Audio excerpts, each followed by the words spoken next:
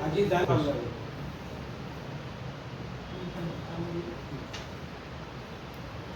आपण सासवड नगर परिषदेमध्ये पाण्याच्या संदर्भात व दूषित पाणी पुरवठा या संदर्भाची मंडळी आली होती आणि मोर्चा आला होता। त्या संदर्भामध्ये सासवड शहरामध्ये जे आपल्याला पाणी पुरवठा होत आहे तो वीर या एकाच ठिकाणावरून गाठावरून आपल्याला सोडत आहे। गराडे आणि आपण गोरवडीत पाणी आतापर्यंत घेत होतो, तर दोन्ही ठिकाणचे पर्याय आपल्याला संपलेले आहेत आणि आता आपल्याला सध्या वीरवरून पाण्याचा लाईनचा संपर्क आहे। तिथे आपल्याला काय अडचणी येतात की आठवड्यातून 2 दिवस 3 दिवस आपल्याला लाईटचा प्रश्न भेटता होतो। वीर धरण हे आपल्याला सातारा जिल्ह्यामध्ये मोडलं जातं आणि पूर्ण कांबळवाडीपासून आपल्याकडं फेडरेशनचं आहे ते पुणे जिल्ह्यामध्ये येते। दोन्ही अडचणीला आपण सामोरं जाऊन तरी त्या काही त्रुटी राहत नाही, त्याच्यासाठी काही प्रयत्नही चालू आहेत आपले। काही ठिकाणी पाईपलाईन लिकेज होते, याच्यातून आपण मार्ग काढतो आणि पाण्याच्या टंचाईसाठी आपल्याला किर्लोस्कर कंपनीने CR फंडातून आत्ताच आपल्याला जनरेटर करून दिलेलं आहे आणि ते आपण 2 दिवस आज ते चालू होणारे 2 दिवसापूर्वीच आपण येऊन तिथं बसवलेले। आपण सर्व प्रकारचे सासवड नगरीच्या लोकसंख्येच्या मानाने पाणी पुरवठा करण्याचा प्रयत्न चालू आहे। कुठल्याही अडचणी येणार नाहीत। थोडं नागरिकांनी त्याच्यामध्ये संयम ठेवावा आणि कोणताही टँकर असतील टँकरच्या माध्यमातूनही आपण पाणी पुरवठा करत आहे। तर बाकी कुठल्याही आपण कोणी बळी पडू नका आणि कोणतीही गैरसोय तुमची होणार नाही। टँकरने नाही ज्या वस्तीमध्ये पाणी पुरवठा होणार त्या ठिकाणी टँकरने पाणी पुरवठा केला जाईल, एवढं आश्वासन आम्ही सर्वांच्या वतीने देतो।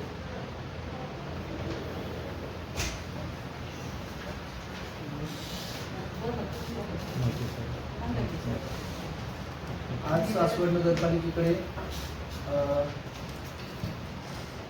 काही विरोधी पक्षाचे नगरसेवक आणि मिलिंद महादेव यांच्या निवेदन आलेलं आणि मोर्चा आला होता। त्या दृष्टीने त्यांनी सासवड शहरातील पाणी टंचाई आणि दूषित पाणी पुरवठा व नवीन पाणी पुरवठा योजनेच्या कामासंदर्भात निवेदन दिलेलं आहे।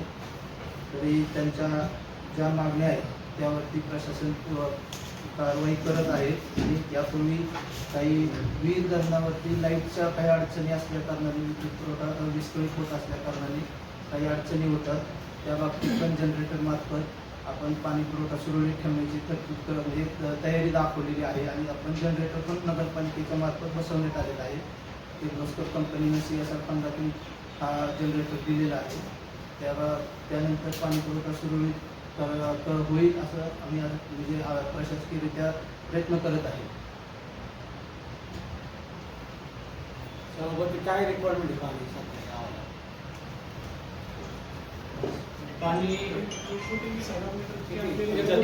कोटी लिटर पाणी आपल्याला रोजचं लागतं सासवड शहराला। 1 कोटी लिटर, तर 1 कोटी लिटर मध्ये आपण काय करायचो की वीर धरणातून 50 लाख लिटर, गोरवडी धरणातून 35 लाख आणि इकडून 25 लाख अशा पद्धतीत आपण पाणी उचलत होतो। आता आपले दोन्ही पाण्याचे सोर्स मृत साठा झाल्यामुळे आपल्याला तिथून उचलायची परवानगी नाही आता सर्वस्व आपण अवलंबून आहे वीरच्या डॅमवरती आणि वीरच्या डॅमवर पण आता तुम्ही बघताय की उन्हाळ्याची परिस्थिती अशी आहे की खाजगी बोरवेल आहेत त्यांची पातळी खाली गेल्यामुळे पाण्याचा अतिरिक्त ताण आता आपल्या पाणी योजनेवर झालेला आहे। म्हणजे घरगुती ज्यांची बोर आहेत त्यांना पण आता पाणी कमी पडलेलं आहे आणि हा सगळा ताण आपल्या यंत्रणेवरती आलेला आहे। त्यांना पाणी पुरवठा करणे आपली जबाबदारी आहे। फक्त आपल्याला काय होतं की काही तांत्रिक अडचणी आल्या की बाबा तिकडचं समजा सातारा जिल्ह्यातले लोड शेडिंगचं टायमिंग वेगळं, तिथं शटडाऊन वेगळ्या वेळेस घेतात, तिथं आपल्याला विश्वासात घेतलं जात नाही आणि इकडचं टायमिंग वेगळं। त्यामुळे काय होतं की 2 लोड शेडिंग जर झाली पाठोपाठ, तर समजा तिकडं 8 तास झालं आणि त्यानंतर आपल्याकडचं 8 तास झालं, तर 16 तास हा पाणी पुरवठा खंडित राहतो। त्याच्यामुळं पाणी टाक्या आपल्या भरल्या जात नाही आणि त्यामुळे पाणी पुरवठा खंडित म्हणजे विस्कळीत होतोय। पण त्याकरता आता आपण CSR फंडातनं माननीय आमदार काकींनी मागणी केली होती किर्लोस्कर कंपनीकडे। त्यांचं देखील आभार आहे की त्यांनी आमच्या विनंतीला मान देऊन त्यांनी तात्काळ ते जनसेट आम्हाला उपलब्ध करून दिला। तो आता आम्ही वीर धरणावरती बसवलेला आहे, तो आता कार्यान्वित होईल आणि हा अतिशय संवेदनशील विषय आहे पाण्याचा। ह्याच्याकरता विरोधक नाही, आम्ही सगळेजण सत्ताधारी सगळे नगरसेवक आम्ही जसे सत्तेत आलोय या सगळ्या प्रश्नांवरती आम्ही पाठपुरावा करून हे आता अंतिम टप्प्यात आणलेलं आहे। फक्त आता काय होतं की आता आम्ही ठरवलं होतं की पुढच्या आठवड्यात साधारण मेन रोडची लाईन आपल्याला बदलायची आहे, कारण दूषित पाण्याचा पुरवठा खाली आपलं भाजी मंडी परिसर असेल किंवा साडेआळीचा परिसर असेल किंवा अजून खालचा गिरमाळ्याच्या तिकडचा परिसर असेल, ह्या ठिकाणी घाण पाणी जाते. ते घाण पाणी जायला कारण एकच आहे की ज्या आतल्या ब्रँचेस आहेत त्या नवीन आहेत, फक्त जी मेन लाईन आलेली आहे मेन रोडची असेल किंवा पलीकडची आपली PMT पासून खाली न्याचे चौकापर्यंत जाणारी जी लाईन त्या JIच्या जुन्या लाईनी आहेत आणि त्या खराब झाल्यामुळं त्याच्या पाणी आपलं ड्रेनेजचं लीक होते. तर आपण प्रायोरिटीवरती आता आपण त्या कॉन्ट्रॅक्टरकडून पहिल्यांदा ह्या 2 पाण्याच्या लाईनी मेन ह्या करून घेत आहोत. आता हे त्यांचं काम असं त्यांना लागल्यामुळं आता श्रेय कसं घ्यायचं म्हणून हे गडबड करून आजचं यांनी आंदोलन केलेलं आहे. ह्याला काही अर्थ नाही. ह्यांना जर हे प्रश्न महत्वाचे असते तर आज ह्या प्रश्नासाठी त्यांनी वारंवार ह्याच्या आधी 3 महिने वाढले असते, 4 महिने वाढले असते. ते आत्ताचा 4 महिन्याचा यांचा लढा बसते एकच की आम्हाला केबिन मिळावं. केबिन आवश्यक आहे. आता आम्ही सभापती आहे सगळे, आम्ही कोणी केबिनसाठी आग्रह धरला नाही, कारण आम्हाला जनतेत जाऊन लोकांची सेवा करायची, आम्हाला वेळ पण नाही केबिनला बसायला. ह्यांचा वाद चाललाय हा केबिनवरनं. म्हणजे आज आम्हाला ह्या गोष्टीला ते विचार धरायचा प्रयत्न करतात, पण ह्याच्याकरता त्यांनी तांत्रिक आजपर्यंत काय पत्र व्यवहार केला काय केलं हे त्यांनी आता इथं समोर आणावं मांडावं आमच्या समोर. पण आम्ही जसं आलोय तसं त्या आपले STP प्लांट असेल किंवा आपण STP प्लांटला पण बघतोय की खाली आपलं 10-12 ठिकाणी पाणी न दिलं जाते. तर आपण तो STP प्लांट आता अंतिम टप्प्यात आणलाय. त्याची DP बसल्यानंतर तो कार्यान्वित होईल, म्हणजे एक साधारण 15 ते 20 दिवसात तो कार्यान्वित होतोय. मग ते झाल्यानंतर आपल्या नदीला म्हणजे संगमेश्वर पासून सोपान काका मंदिरापासून जो खाली ह्याच्यापर्यंत स्मशान भूमीपर्यंत जे घाण पाणी नदी पात्रात जाते हे पूर्णपणे बंद होणार आहे. ऍक्च्युली ह्या गोष्टी प्रशासन काळात व्हायला पाहिजे होत्या, पण आता तुम्ही लक्षात घ्या की अधिकाऱ्यांनी त्या काळात जास्त काही दखल घेतली नाही या गोष्टींची, पाठपुरावा केला नाही, कारण त्यांना जनतेत ते जात नव्हते, जनतेच्या प्रश्नांशी त्यांना काही देणं घेणं नव्हतं, त्यामुळे ह्या गोष्टींना दिरंगाई झाली. त्याबद्दल आम्ही त्यांचं आपल्या सगळं सासवडकर जनतेची माफी मागतो. पण आता आम्ही आल्यानंतर म्हणजे जशी आमची बॉडी आली तेव्हापासून आम्ही जो STP प्लांट पाण्याची लाईन असेल किंवा भविष्यातल्या अजून कुठल्या मोठ्या योजना असतील हा सातत्याने पाठपुरावा करून आम्ही ती कामं मार्गी लावत आहोत. आणि आता तुम्ही म्हणताल तर मेन रोड आणि ते मी मागे सांगितलेला तो साडेआळीचा रोड ह्या 2 लाईनीत आम्ही प्रायोरिटीवरती आता घेत आहोत. त्या दुरुस्त केल्यानंतर बऱ्यापैकी घाण पाण्याचा प्रश्न सुटणार आहे. आणि अत्यंत आता परिस्थिती अशी की आपल्याला पाणी तुटून जाईल, त्या पाण्याच्या ह्याच्यात आपल्याला चालवायचे आहे सगळ्या गोष्टी. आता आपली मागच्या बॉडीनी नवीन पाण्याची योजना मंजूर करून आणलेली आहे. त्या योजनेचं देखील काम आता चालू होते. आता त्यांनी त्याबाबत पण विचारणा केली की बाबा ते पाण्याची लाईन तुम्ही का चालू करत नाही. पाण्याची लाईन म्हणजे असं केलं लगेच पाईप टाकले पाणी आणलं असं होत नाही. पाण्याची लाईन करणं सोपं आहे. ह्याच्या आधी जी मागची यंत्रणा आहे त्याला जॅकवेल असेल, धरणातलं पाणी साठा कमी झाल्याशिवाय तिथे जॅकवेलची विहीर खांदता येणार नाही. आपल्याला 40-50 फूट खाली विहीर खांदायची. आता जर तिथं पाणी आहे तर तिथं कसं काय आपण विहीर खांदणार. ती जॅकवेलची विहीर करून तिथं जॅकवेल करणं, बरं सप्लायसाठी गावाच्या आजूबाजूला 6 पाण्याच्या टाक्यांचं ते नियोजन केलेलं आहे आपण. त्या पाण्याच्या टाक्या पहिल्या बांधून घेणं, त्या पाण्याच्या टाक्या झाल्यानंतर लाईन करणं हे योग्य राहील. कारण आता काय होईल, लाईन काढल्यानंतर कॉन्ट्रॅक्टर लागणार बिलाच्या मागं, तो लाईनचं रनिंग फुटावरती बिल घेणार आणि जे महत्वाचं काम आहे जॅकवेलचं असेल पाण्याच्या टाक्याचं असेल हे मागं राहील. हे प्रशासकीय काळात झालेल्या चुका ह्या आता आमच्या बॉडीच्या काळात करायच्या नाहीत आम्हाला, म्हणून या सगळ्या गोष्टी करतोय आम्ही. आणि काय असतं ह्यांना नुसते हे योजना चालू करायची म्हणजे ह्याचं ठराविक लोकांशी काहीतरी हे असतात, संबंध असतात, 2 पैसे ह्यांना मिळवायचे असतात ठेकेदाराकडनं, म्हणून ह्यांना आग्रह धरायचा असतो की लाईन हे काम केलं नाही ते काम केलं नाही. हे विरोधकांनी म्हणजे त्यांच्या स्वार्थाकरता जर कुठलं काम म्हणत असेल की हे चालूच करायला पाहिजे असं होणार नाही. काम नियमात चालू होणार. आणि ही सासवडची योजना ही पुढे 25-30 वर्ष. आता गावची लोकसंख्या बघा, आपली लोकसंख्या जवळजवळ 1.25 ते 1.5 लाखाच्या आसपास लोकसंख्या गेली. म्हणजे आपल्या यादीला जरी लोक कमी असतील तरी रहिवासी लोक, तालुक्यातून बाहेर आलेली लोक, ज्यांचं मतदान बाहेर आहे पण लोक राहिले इथे. आपल्याकडे कामगार वर्ग बघा, कामगार वर्ग पण भरपूर आहे. हा अतिरिक्त ताण आपल्या प्रशासनावरती आहे. ही सगळ्यांची लीड आपल्याला पूर्ण करावी लागणार आहे. तर त्या दृष्टीने हे सेन्सिटिव्ह काम असल्यामुळं हे गडबडीने केलं जाणार नाही. हे नियमाप्रमाणे आणि चाकुरीतच काम केलं जाईल. त्यामुळे हा थोडासा वेळ लागू शकतो, पण पुढच्या वर्षी आपल्याला आता आपण पहिल्यांदा एक्सप्रेस फिडरचं तिथून काम करून घेतोय. लोणंदवरनं वीरपर्यंत एक्सप्रेस फिडर बसवणार आहे आपण. मग हा जो जनसेट आपल्याला आता द्यायला कंपनी नाही म्हणजे नाही, पण हा पुढच्या वर्षी आपल्याला एक जनसेट पण घ्यावा लागणार नाही. ते एक्सप्रेस फिडरवरनं जर लाईन आली तर आपल्याला 24 तास पॉवर सप्लाय चालू राहणार आहे आणि कंटिन्यू पाणी आपल्याला सासवड शहराला येत जाईल. तर ह्याच्याकरता नागरिकांना एक विनंती आहे की तुम्ही संयम धरलेला आहे, आम्ही पण तुमच्या पाठीशी आहोत. आम्ही सगळ्या गोष्टी करून घेणार आहोत. फक्त त्या करायच्या त्या भविष्याचा वेध घेऊन, म्हणजे भविष्यात आपल्याला परत कुठल्या अडचणी येऊ नये ह्या दृष्टीने झाल्या पाहिजेत. कुठल्याही कामात अशा ह्या धोरणात्मक कामात गडबड करून उपयोग नाही. ह्यात जर काही त्रुटी राहिल्या तर ह्या दुरुस्त व्हायला बराच काळ जाणार आहे. त्याकरता नागरिकांनी थोडा संयम ठेवा अशी माझी विनंती आहे. 2 लाईन चालू केले कुठल्या PFDP नाही ते आता चालू करणार आहे, ते आता चालूच करणार.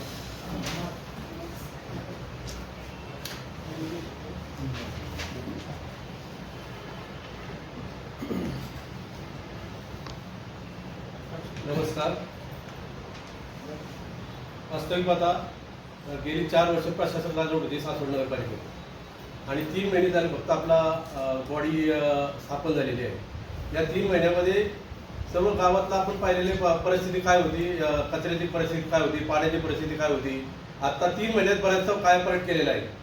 आणि आपण म्हणतोय यांनी तक्रारी आता ज्या मोर्चाची तक्रार दिली की सिक्युरिटी गार्डचा ठेका, सिक्युरिटी गार्ड हा ठेका प्रशासन काळात नाही. ही बिलं आम्ही संपूर्ण थांबवलेली आहे. ती बिल आत्ताच जनरल बॉडीचे निर्णय होईल त्याप्रमाणे दिले जाईल. ते बिल कोणालाही दिलेलं नाही. तसेच शिवस्मृती प्रतिष्ठान याचं ही क्रेन आणि पुतळ्याबाबत त्यांनी तक्रार केलेली आहे. तर छत्रपती शिवाजी महाराजांच्या पुतळा आणि क्रेन ही शिवस्मृती प्रतिष्ठान यांनी बसवलेली आहे आणि त्याच्या मेंटेनन्स सुद्धा तेच जातात. सासवड नगरपालिका त्यासाठी 1 रुपया सुद्धा खर्च नाही. तसेच पाण्याची लाईनच्या कामासाठी ठेकेदार जो नेमलेला आहे, प्रशासन काळात त्यांना ऑर्डर दिलेली आहे, तो नेमलेला आहे, तो आहे विदर्भातला. आणि तो त्याची जनरल बॉडीमध्ये त्यांना बोलवलं होतं. तो फक्त एकदा आला आणि घेऊन गेला, परत तो ठेकेदार नगरपालिकेत आला नाही. त्याचा आता परत आम्ही त्याला बोलवले, ताबडतोब काम करण्यासाठी त्या ठेकेदाराशी कॉन्टॅक्ट केलेला आहे. तो आता आजच मला वाटतं तो येणार आहे. तसेच त्यांचं एक म्हणणं होतं की 12.5 कोटी रुपये आले होते ते परत गेले. ही प्रशासकीय बाब आहे. ठराविक कालावधीसाठी पैसे ते परत घेतात आणि परत क्रेडिट करतात. आता सर्व नगरपालिकेचे पैसे घेतलेले आहे तिकडं.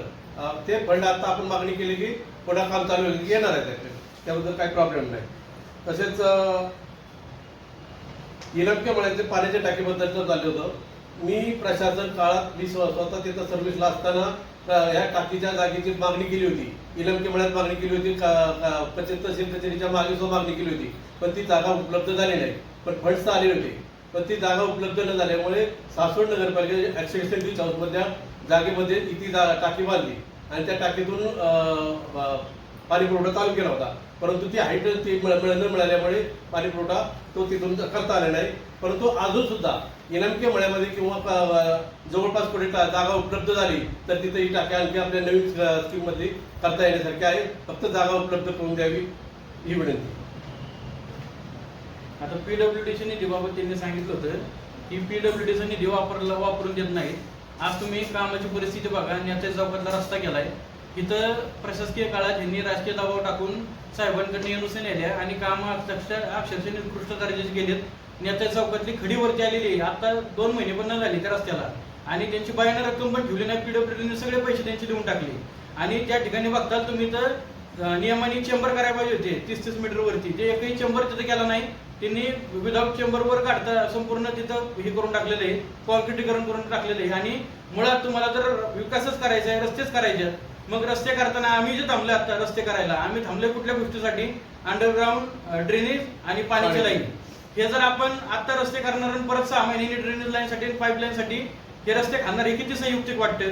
तर यांनी करतानाच प्रस्ताव असे का नाही केले की बाबा रस्ता करताना पाण्याची पण लाईन, ड्रेनेजची पण लाईन, म्हणजे त्या माणसांना परत अडचण पण ह्या गोष्टीची आली नसती. आणि तो रस्ता करताना पूर्ण करावा. कारण ते उदाहरणार्थ त्रिशूल सोसायटी मधला रस्ता करताना तो अर्धवट रस्ता केलाय. बाकीच्या लोकांना आता इतका त्रास होतोय. आता आम्ही ती ड्रेनेज लाईन चालू केलेली आहे तिथं, म्हणजे एवढा त्रास होतोय की उलट नागरिकांचं म्हणणं आहे की ही जी रस्ते आता केले तिथं आता ड्रेनेज लाईन नाही, परत तो रस्ता उकडावा लागणार आहे. आणि ह्यांच्या ह्या खेळखंडोबामुळे ना, म्हणजे प्रशासनाने निर्णय असा घेतलाय की PWDनी आता निधी इकडे नगरपालिकेकडे वर्ग करायचा आहे. तसा JR आता आलाय. म्हणजे ह्या कामाची दखल वरपर्यंत शासनाने घेतलेली आहे की कशी निकृष्ट दर्जाची कामं आणि कशा लागेबांधे असल्यामुळे बिलं काढले जातात आणि कामाचा कसा हे होतंय, म्हणजे लोकांना विठीस धरलं जाते. ह्याच्याकरता हा शासन निर्णय झालेला आहे. ही JR ची कॉपी मी तुम्हाला देतो आम्ही JR ची कॉपी. शासन परिपत्रक काढलेले आहे की जी कार्यकारी यंत्रणा आहे ना PWD जर असेल तर PWD नगरपालिका किंवा महानगरपालिकेला तो फंड वर्ग करावा त्यानुसार. आणि पीडब्ल्यूडीच्या अधिकाऱ्यांना माहित नसते की नगरपालिकेची पाण्याची लाईन झाली का नाही, त्या रस्त्याच्या खालची लाईन झाली का नाही, त्या रस्त्याच्या खालची. आता बरीचशी कामं आपले नाशी पण झाले की पीडब्ल्यूडीने करून घेतली, त्याच्या खालची ड्रेनेज लाईन झालेली नाही, पाण्याची लाईन झालेली नाही आणि असे कॉन्क्रिटीकरण करण्याची कामं पूर्ण झाली.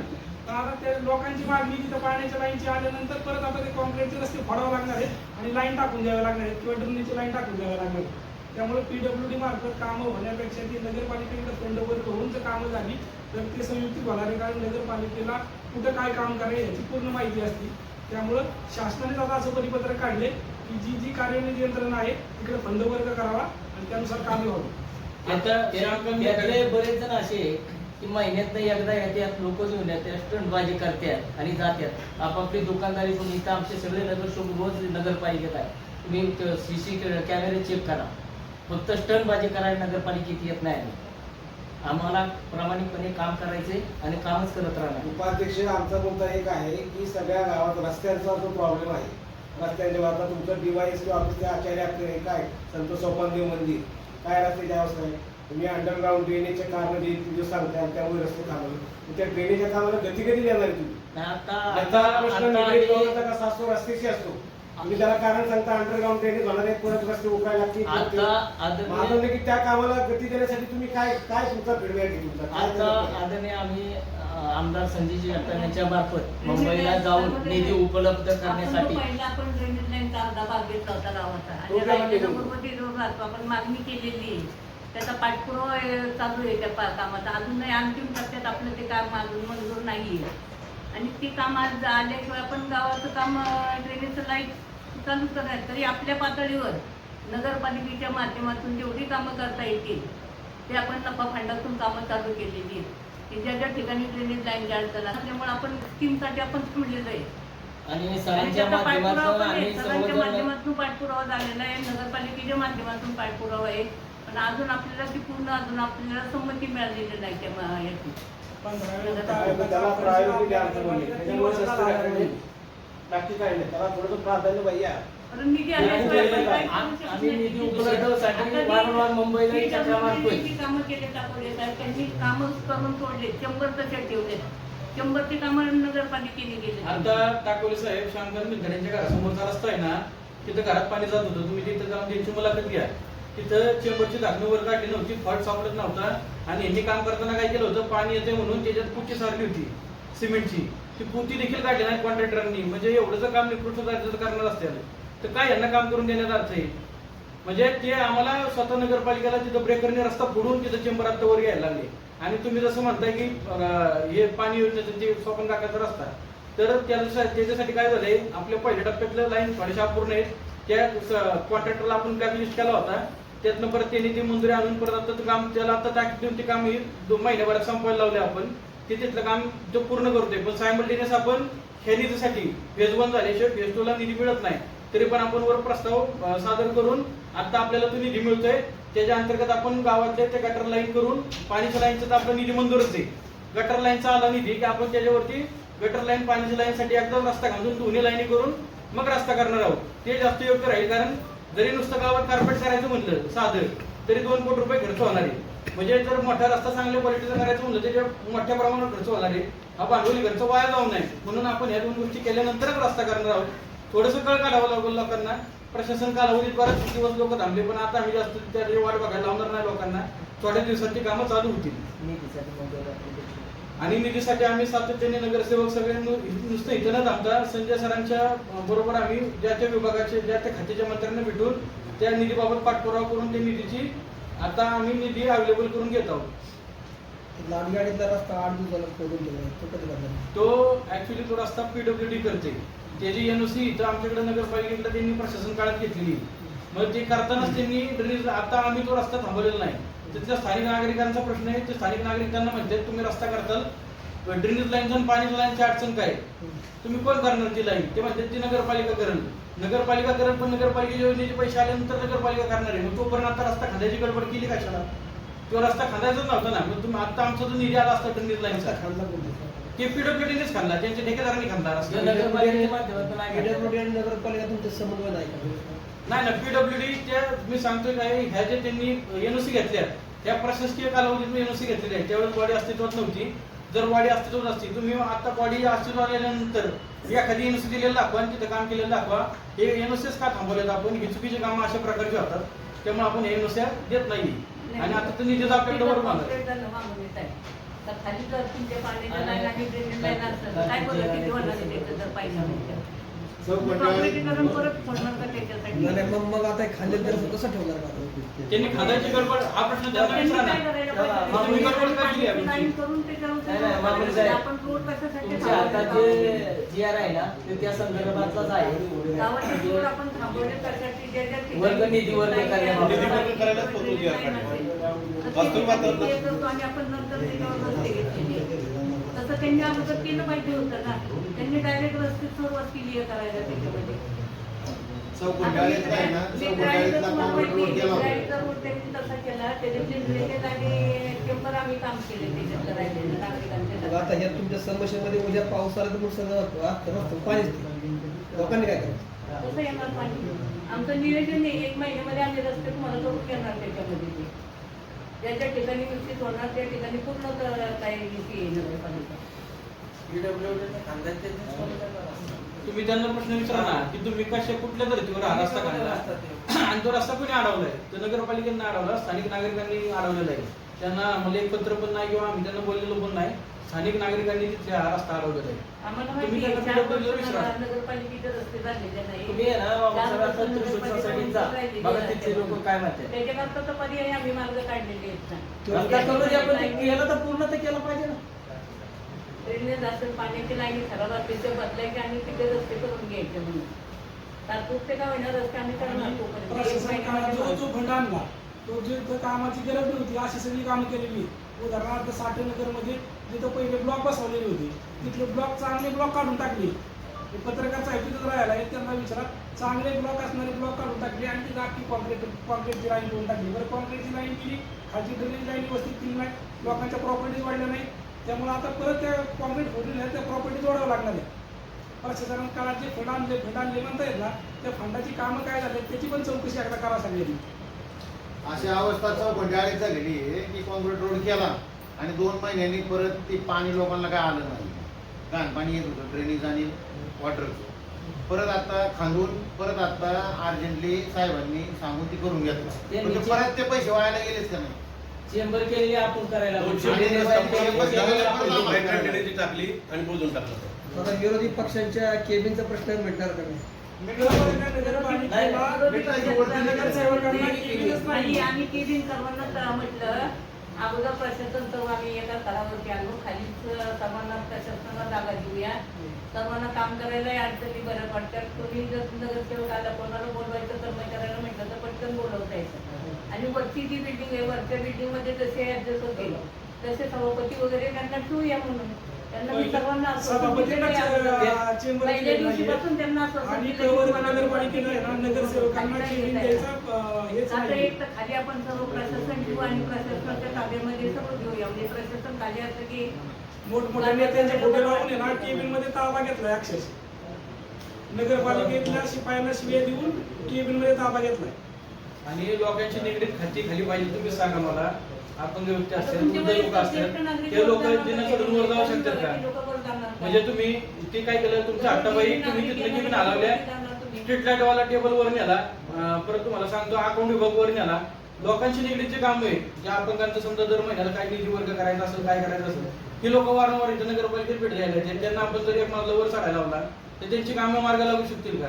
8 तास कशासाठी केबिन पाहिजे कशाला? जर पाहिजे ना तर वर घ्या. खाली प्रशासनाचं जी लोकांची निगडीची खाती आहेत ती खाली होते ना. स्ट्रीट लाईट साठी दैनंदिन लोक मांडायला येतात तिथं नगरपालिकेत. त्यांना त्यांचे प्रश्न मांडायला त्यांना आपण टेबल उपलब्ध करून दिला पाहिजे ना. त्यांना खालीच पाहिजे. ते विभागवर नाही जे केबिन खाली ठेवायचे हे सही होती ना. त्याचा दुसरा एक असा आरोप आहे की आता मागच्या वर्षी मार्केटचा ठेका काही चौखंडीकडे होता आधी चौखंडी. परत ह्यावेळेस यापूर्वी असं म्हणजे काय तुम्ही नगरपालिकेची ठेके पद्धती होती बाजार तळ वगैरे ते काही शेतकऱ्यांची बसतात ते ठेके. तुम्ही आता अचानक ठेका पद्धती बंद केलं ते नगरपालिका चालवणार तुम्ही आता. आणि मग ते ठेकेदाराकडून जे तुम्हाला वर्षाचे काय उत्पन्न मिळायचं ते उत्पन्न तेवढं तुम्ही आता प्रशासन वसूल करणार का? करतोय का किंवा तुमच्या कंट्रोलमध्ये राहा म्हणून तुम्ही ते घेतले आणि कंट्रोलचा विषय नाही. आम्ही कसं नगरपालिकेला सुद्धा कळायला पाहिजे ना मामुनी साहेब की नक्की ठेक्यातले पैसे किती गोळा होतात. यापूर्वी सुद्धा नगर परवडत नाही, आर्थिक लोक परवडत नाही होते. म्हणून ठेकेदार परवडत नाही नाही. नाही नगरपालिका 3 महिने 4 महिने ठेकेदारांना आम्ही काय बघतो. सांगितलं की एक ठिकाणी मंडई आहे सासवडमध्ये आणि एका ठिकाणी मंडईमध्ये सर्व भाजीपाला जाऊ द्या म्हणून की प्रत्येक रोडला पीएमपीच्या स्थानकावरती काही भाजीवाले वाचतायत, काही इथं वरती वाचतात, काही रोडवर वाचतायत. ही सर्व एकत्र करा आणि तुम्ही एकत्र सर्व मंडईमध्ये जाऊ द्या म्हणून. पण त्यांच्यावर पुढे नियंत्रण नाही तर त्यांच्या कुणाचं ते बाजार सगळीकडे गाव आता सोमवारी चर्चा करू. नियंत्रण यांच्याकडे ठेका होता त्यावेळेस काही नियंत्रण नव्हतं. ठेकेदाराला बोलून आम्ही स्वतः सांगितलं होतं. आता भाजी मंडईमध्ये तुम्ही बघितलं भाजी मंडईमध्ये ते कट्ट्यामध्ये तरी काढले. आता सगळं ते आखी मंडई म्हणजे पार्किंगची मंडई झाली. 4 व्हीलर गाड्या आता माझं ऑफिस तिकडेची बरोबर एका लाईन टोटल सगळ्या 4 व्हीलरच हे कधीपासून झाले गाड्या. मामुली साहेब झाले कधीपासून हा ठेका बदलला ना तुम्ही जे म्हणताय त्या लोकांची नावं घेतली चौखंडी आणि अंकुश शिवरकर यांच्याकडे ठेका गेल्यापासून यांना जे नियोजन करायचं जमलं नाही. हे फक्त पैशाचे बांधलेले राहिले, पैसे गोळा करत राहिले. त्यांनी तिथं तरी नियोजन केलं का तिथं रोज भांडणं होत होती. तिथं पार्किंगला लोकांना यायला जायला रस्ता राहत नव्हता. तिथं त्यांना नियोजन करायला जमलं नाही. आणि तुम्ही आता बघता गेल्या 2 आठवड्यातल्या अगोदर आल्याच्या नंतर सर्व बोलून सगळं सांगितलं भाजीचं नियंत्रण करा, रोडवरचे भाजीवाल्याचे ते सर्व एका ठिकाणी येऊन मंडईमध्ये बसतो. आणि मंडईला कसं गाव तुम्ही एक ठिकाणी मंडई व्यापाऱ्यांची पण मुलाखत घ्या. तिथे जे व्यापारी आहेत ना त्यांची पण मुलाखत घ्या.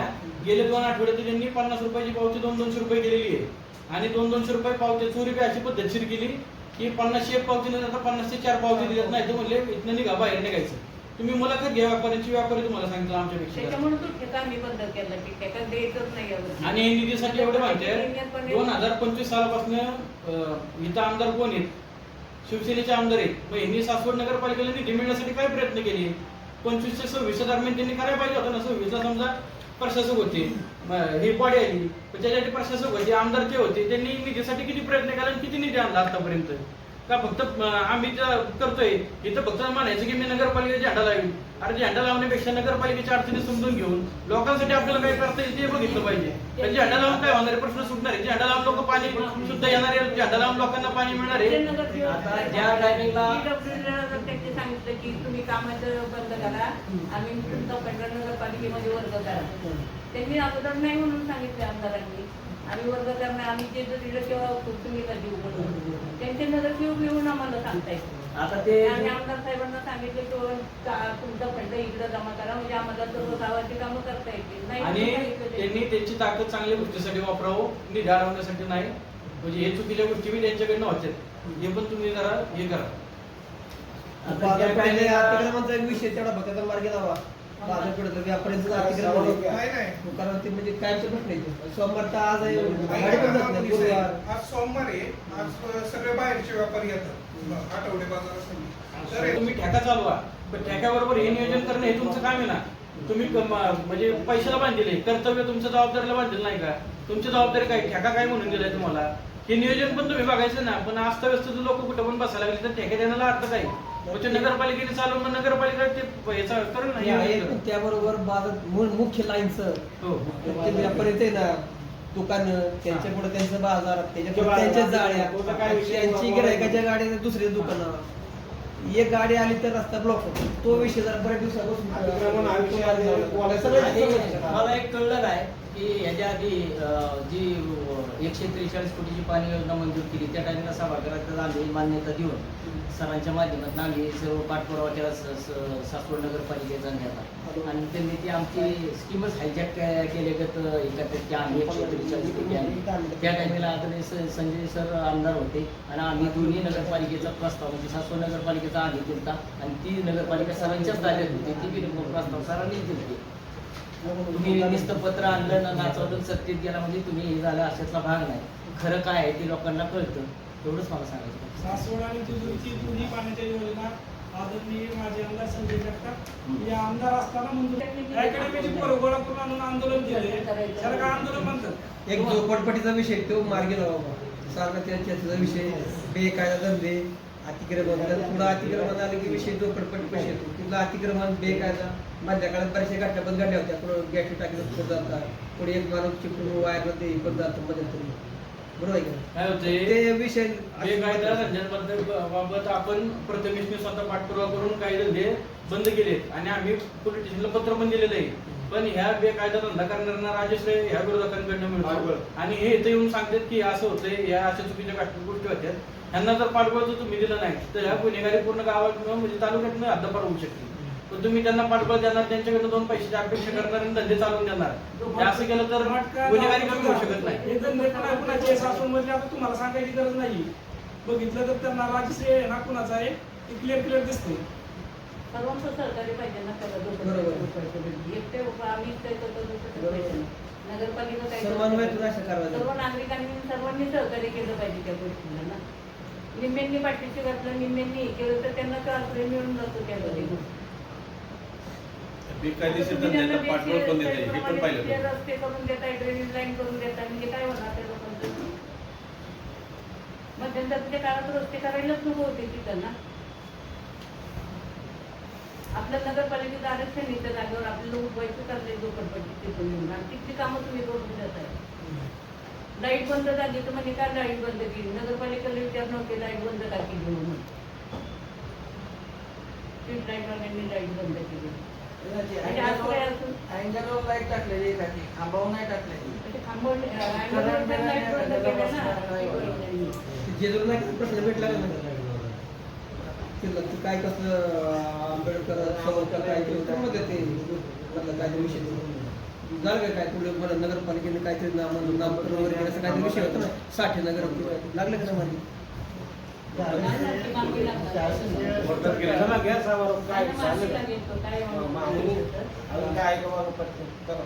तुमचं विसरत काय असं